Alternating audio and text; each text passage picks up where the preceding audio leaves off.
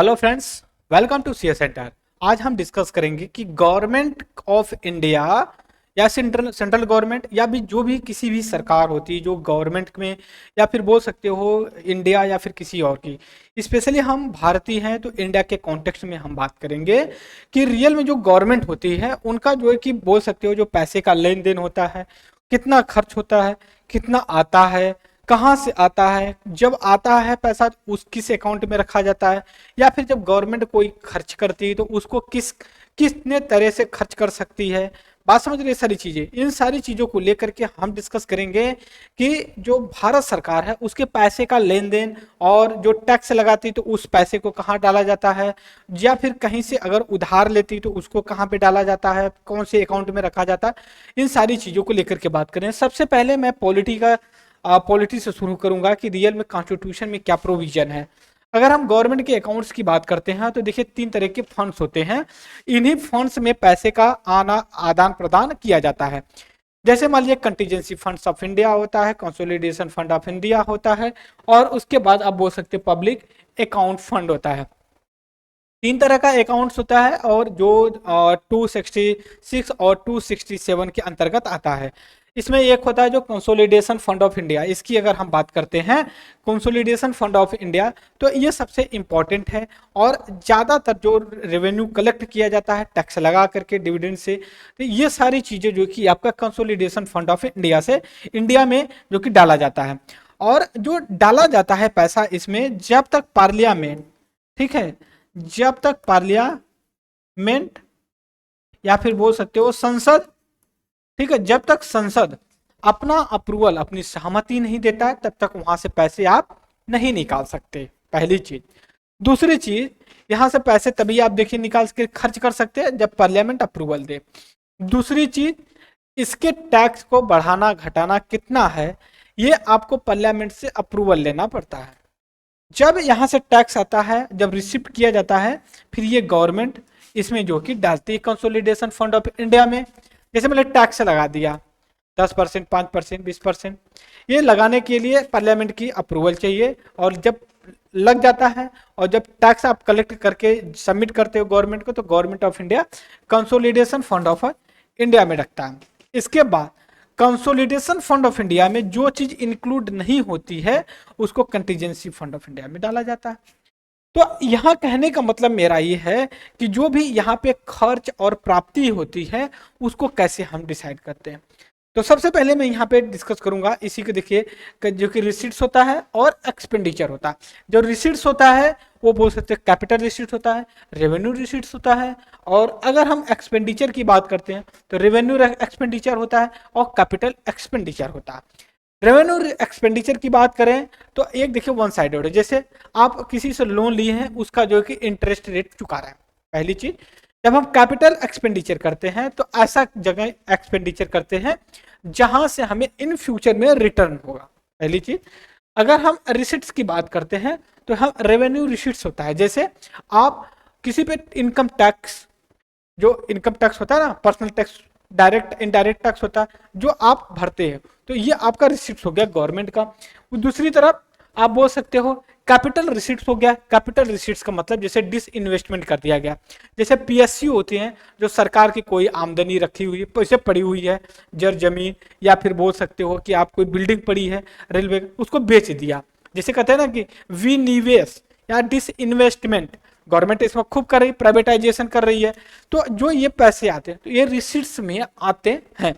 तो ये चीज को देखते हुए हम आगे अब इसको और बढ़ाएंगे और हम और अच्छे तरीके से देखेंगे कि रियल में क्या है।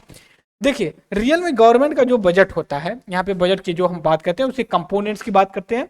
तो पहले देखिए बजट रिसिट्स, रेवेन्यू रिसिट्स या बजट। बजट को आप रेवेन्यू भी बोल सकते हो। दूसरी चीज बजट एक्सपेंडिचर, बात रेवेन्यू एक्सपेंडिचर रिसिट्स। अब यहाँ पे देखेंगे जब रिसिट्स की बात आती है वो रेवेन्यू रिसिट्स होता है और कैपिटल रिसिप्ट। अगर एक्सपेंडिचर की बात करते हैं यहाँ पे तो रेवेन्यू एक्सपेंडिचर होता है और कैपिटल एक्सपेंडिचर होता है। पहली बात, अगर रेवेन्यू और रिसिट्स की बात करते हैं, जैसे इनकम टैक्स, इनकम टैक्स हो गया, ये होता है। और कैपिटल रिसिप्ट की बात करते हैं तो आप डिस इन्वेस्टमेंट, जैसे पब्लिक सेक्टर अंडर पीएसयू जो उसका इन्वेस्टमेंट करते हैं। फिर उसके बाद अगर हम रेवेन्यू एक्सपेंडिचर की बात करें तो जो आप इंटरेस्ट रेट, इंटरेस्ट रेट जो आप किसी को दे, जैसे मान लीजिए भारत सरकार ने आईएमएफ से जो कि पैसे ले लिया, विश्व बैंक से पैसे ले लिया, तो उससे थोड़ी कि वो खैरात में बांट रहे हैं, वो कुछ ब्याज लेते हैं तो भारत सरकार उनको ब्याज चुका रही है। फिर कैपिटल एक्सपेंडिचर, कैपिटल एक्सपेंडिचर को अगर देखने की कोशिश करें, सपोज करिए गवर्नमेंट हाईवे बना रही है, कोई बिल्डिंग बना रही है, तो उससे क्या हो गया, जैसे मान लीजिए कोई नेशनल हाईवे बना दिया, ठीक है, या फिर एक्सप्रेसवे बना दिया, ठीक है, एक्सप्रेसवे बना दे रखा है या रनवे बना रखा है, तो इस पे से ट्रांसपोर्टेशन होगा ना, ट्रांसपोर्टेशन होगा तो क्या होगा कि जो कोई वस्तु एक जगह से दूसरी जगह बहुत तेजी से जाएगी और उस पे जो कि टोल टैक्स जो कि कलेक्ट किया जाता है, बस समझ रहे।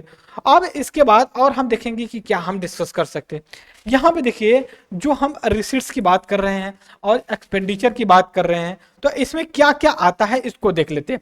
जब हम रिसीट्स की बात करते हैं तो रेवेन्यू रिसीट्स को पहले देखते हैं। रेवेन्यू रिसीट्स में जैसे टैक्स हो गया, कहीं ड्यूटी लग गई, इंटरेस्ट रेट आ रहा है, डिविडेंड आ रहा है, फिर कहीं इन्वेस्टमेंट कर रखे हो आप गवर्नमेंट का, और अदर जो गवर्नमेंट की सर्विस है वहां से। जब हम कैपिटल अकाउंट या कैपिटल रिसीट्स की बात करते हैं, जैसे लोन राइज कर लिया जाए, आप वहां से जो कि लोन ले लो, मार्केट से ले लो, आप किसी से उधार ले लो, आरबीआई से ले लो या फिर अदर कोई इंस्टीट्यूशन से ले लो। लेकिन जब हम रेवेन्यू एक्सपेंडिचर की बात करते हैं, देखिए जो हम एक्सपेंडिचर करते हैं ना, वो आपको कोई रिटर्न नहीं आता है। जैसे मान लीजिए आप किसी सर्विस गवर्नमेंट एम्प्लॉय को सर्विस दे, मतलब टैक्स मतलब सैलरी दे, उससे आपको क्या फायदा है, कुछ नहीं फायदा, बट वन साइडेड। लेकिन आप अलाउंस के बुजुर्गों को है या फिर बोल सकते हो जो बड़े बड़े ऑफिसर्स हैं, जो जजेज वगैरह, उनको कुछ फैसिलिटी दी जाती है, उसमें जो खर्च होता है ये आपका जो कि रेवेन्यू एक्सपेंडिचर, मतलब बोल सकते हो revenue expenditure one sided. Capital expenditure, देखिए कैपिटल एक्सपेंडिचर का मतलब ये होता है आप ऐसी जगह जो कि एक्सपेंडिचर कर रहे हो, जैसे मान लीजिए आप कहीं लैंड ले रहे हो या कहीं बिल्डिंग बना रहे हो, कहीं मशीन ले रहे हो या फिर इक्विपमेंट ले रहे हो और इन्वेस्ट कर रहे हो, और इन फ्यूचर में आपका इन फ्यूचर में आपको रिटर्न होगा, रिटर्न दिया जाएगा या फिर रिटर्न आएगा। लेकिन इसमें कोई रिटर्न नहीं होता, रिटर्न पॉलिसी कोई नहीं कि रिटर्न आएगा। और अगर आप यहां से लेते हो ना, तो ये आपकी लाइबिलिटी में आती है, लाइबिलिटी होती है, आपको रिटर्न करना पड़ता है एक दिन के बाद। लेकिन जो रेवेन्यू आता है ना, इसमें कोई लाइबिलिटी नहीं, ये आपका असेट के रूप में काम करता है। असेट मतलब पूंजी, ठीक है, पूंजी, आप जो पैसे जो कि प्राप्त कर रहे हो। इसके बाद अगर मैं और आगे बात करूं इसमें लेकर के, तो देखिए क्या है जो कैपिटल एक्सपेंडिचर होता है और जो रेवेन्यू एक्सपेंडिचर है, क्या डिफरेंसेस है।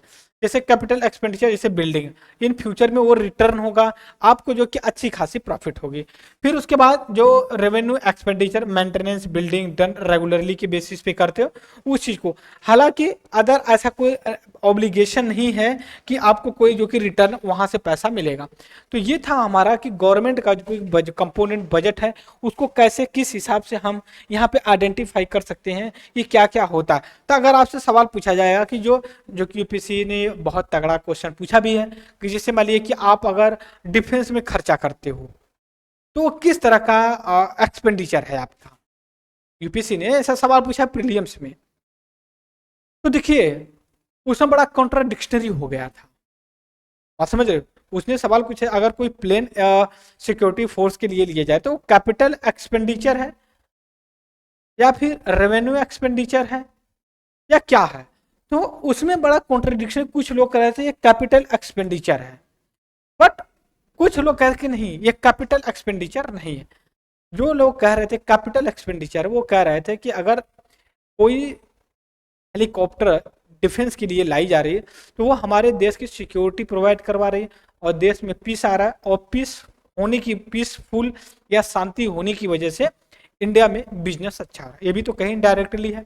अगर आपसे सवाल पूछा जाए कि गवर्नमेंट कोई बिल्डिंग बना रही है या स्कूल बना रही है, हॉस्पिटल बना रही है, ब्रिज बना रही है, वो कैसा एक्सपेंडिचर है, कैपिटल एक्सपेंडिचर, ओके।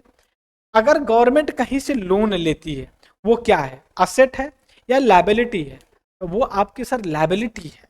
वो डिपेंड करता है जो पैसे आप ले रहे हो, कैपिटल रिसिप्ट हो रही है, वो डिपेंड करता है कि आप उसको कैपिटल इन्वेस्ट एक्सपेंडिचर बनाओगे या फिर आप उसको ऐसी जगह यूज करोगे कि जहां से कोई रिटर्न है।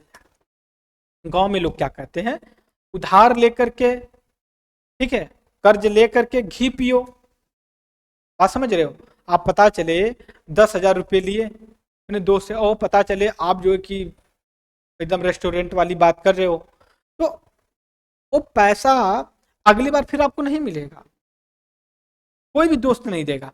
तो ऐसे ही जब आप कहीं से कोई कंट्री लोन लेता है ना, तो जिस इंस्टीट्यूशन, जिस कंट्री, जिस ऑर्गेनाइजेशन से लोन लेता है, तो वो ऑर्गेनाइजेशन पूछता है भैया ये आप जो पैसे ले रहे हैं कहाँ पे खर्च करेंगे, और या फिर अगर कोई देता भी है ना तो वो कहता है कि आप यहाँ पे इन्वेस्ट करिए। अगर आप एक नायक, शायद मूवी है अनिल कपूर की, अमरीश पुरी की इंटरव्यू चलता है, तो उसमें पूछता है सर आपको वर्ल्ड बैंक ने इतना लोन दिया था फिर जो कि देने से मना कर दिया, ऐसा क्यों था? तो ऐसे ये होता है कि उनको जब लगेगा ना कि हम जो पैसे दे रहे हैं ये सही जगह इन्वेस्ट नहीं होगा, इस पैसे का वेस्ट ही होगा, पैसा रिटर्न भी नहीं होगा, तो वो अपना पैसा वापस ले लेंगे। तो इसलिए ये सवाल बनता है कि अगर कोई गवर्नमेंट लोन लेती है तो वो किस तरह के रिसीट्स या एक्सपेंडिचर में आता है। गवर्नमेंट कोई ब्रिज या बिल्डिंग बना रही है तो उसका कहाँ पे कैसे जो है कि एक्सपेंडिचर या रिसिप्ट में आता है। ये हमने गवर्नमेंट की बात की कि गवर्नमेंट का जो बजट कंपोनेंट है वो क्या है और कैसे स्ट्रक्चर में काम करता है। एक्सपेंडिचर और रिसिट्स। एक्सपेंडिचर की बात करें, capital expenditure, revenue expenditure. Receipts की बात करते हैं, जो प्राप्ति है, कैपिटल रिसिप्ट्स, रेवेन्यू रिसिप्ट्स।